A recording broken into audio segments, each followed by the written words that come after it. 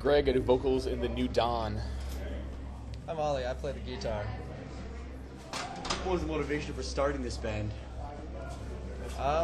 It's mostly just like kind of Dom and I, like we work together. I work at his tattoo shop and we just kind of like, I don't know, we started getting together like maybe once or twice a week and just sort of playing songs. It was just the two of us. Eventually we brought Mate in to play bass and we tried out, I don't know, we tried out some dude who just didn't show up and he got sort of confined from the United States, so he wasn't allowed touring with Too Pure to Die anymore, so we stole him and somehow he showed up for every practice and it's kind of been going from there.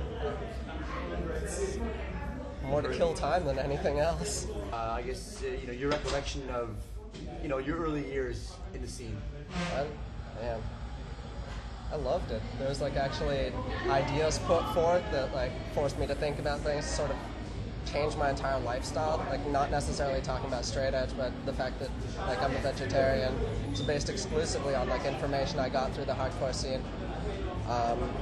Outside of that, like a lot of the political outlooks I got was from like Crime Think Press and AK Press, all these things that were pushed by like, say, Endeavor and all those bands, So, yeah, I just really liked it. Musically, it seemed a little harder hitting too. That's just my opinion on it all. Talk a little bit about your exit from Too Pure to Die. Basically, Too Pure to Die fell apart on its own. I had border problems getting into the United States. Basically, I was denied entry because because the U.S. has slowly closed themselves off from the rest of the world, and my papers weren't in order. So basically, I was denied entry. Some members left the band, and at that point, I wasn't willing to drop everything back here and spend a ton of money on a work visa, and basically have the band remain stagnant and not progress, right? I mean, as much as you're not going to make a decent, a ton of money off hardcore, you want to still be able to, pay your bills and make a living off it, at least to some extent. So yeah, basically I fell through. All the members left. One guitar player held it together, and they're still touring. They got signed Trustkill, so I mean, good for them, and we'll see where that takes them, I guess. So, how was the experience touring with that band? It was an awesome experience. I mean, touring was awesome. Yeah, Cinnamon Challenge, getting kids to do ridiculous shit for $1, and it was definitely an experience. It's definitely not for everybody, but if you could do it, it's awesome. If I could make a living off of music, that would be the ideal lifestyle. But I mean, it's pipe dream sometimes. But as the way hardcore's going now, it is possible. But at the same time, there's so many of these bands that are like kind of like one-hit wonders. It's like hardcore is becoming the new metal, unfortunately, and it's kind of fleeting. You gotta make it big, and have it let it run its course, and that's pretty much it, and then start a new band. Talk a little bit about the scene in Montreal now. How does it differ from the scene in Miami, or just how is it in general? Montreal is a good scene. It's changed a lot in the last few years. Obviously, in the last 10 years,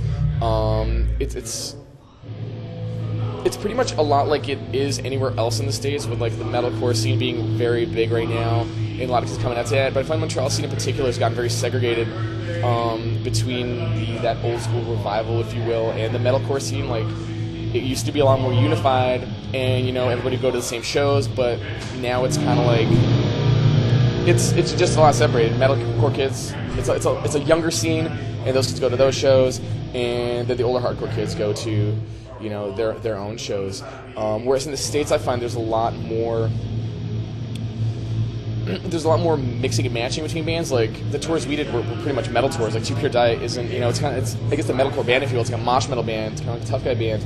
But we were touring with All Shall Perish, Suicide Silence, which are straight up death metal bands with breakdowns, deathcore, if you will, for lack of a better word. And we did really well, and it's that crossover seems to do a lot better there than it does here. For maybe Hot Top, I guess I'll do that for all I know. That's good.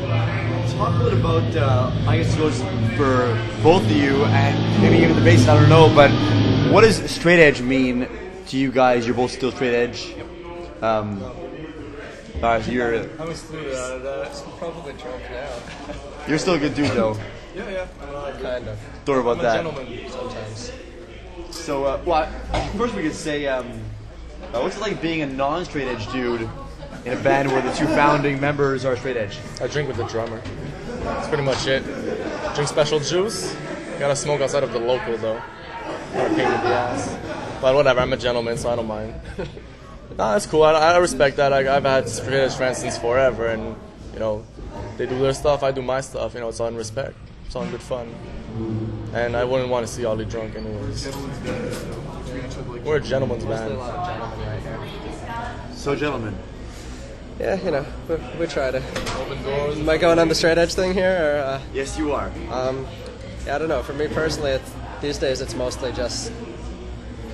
It's been so goddamn long that I don't really know how to do it anyway else. Like, I mean, I don't know. At the very least, I can always know that I present myself like I know what's going on, that I'm in control of situations. A lot of my friends have come and gone, and I've definitely changed a lot of my opinions on, say, like, I don't know, maybe 7-8 years ago, I'd be a little bit harsher on people selling out on straight edge, giving up on it. Definitely become a whole lot more lenient on it. Like, just kind of out of necessity more than anything. Like, realized that, you know, some of my closer friends ended up deciding to take that route, and I'd really rather keep them as friends than impress a bunch of 17-year-olds, so that's the best way I know how to explain it. Yeah, no, it's second nature at this point. I mean, it's been so long that, you know, you just live your life, and, you know, there's certain things that I've seen from other people don't, and that's... You need beer to play Guitar Hero? Exactly. I'm telling you. Exactly. Until I can't play Guitar Hero sober anymore, I will remain straight edge.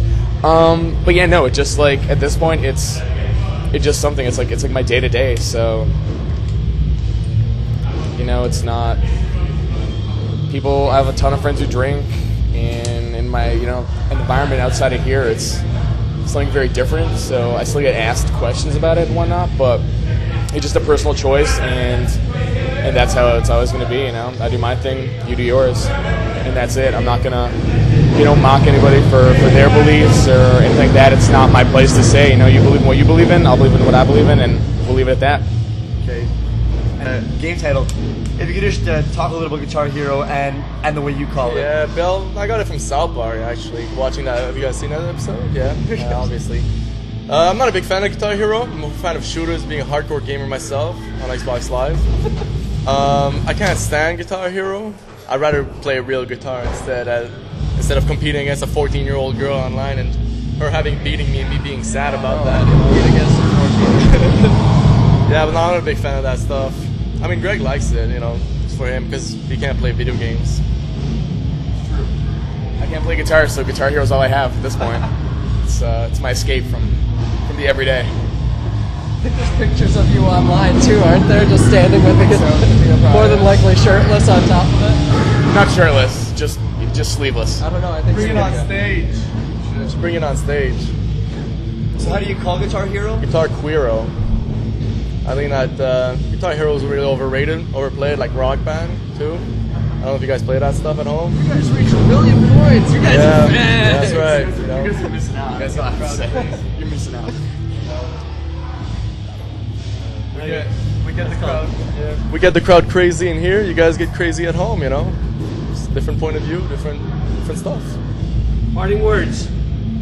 www.myspace.com/thenewdawn fucking hates you. Add us.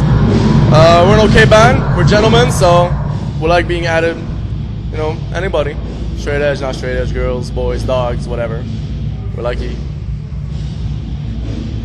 Read more. Take a look for books on, like, I don't know, AK Press, stuff like that, sort of. Fast Food Nation. Yeah, Fast Food Nation's a little basic, yes, but it's great. Yeah, I don't know, just fucking hardcore needs to read a little more, put out a few more zines, give me something to do with my time other than listen to bands that are ripping off like old bands. In Touch. How about In Touch? Inquirer. People and us, mostly. Read a book, get educated, and let's go watch The Acacia Strain.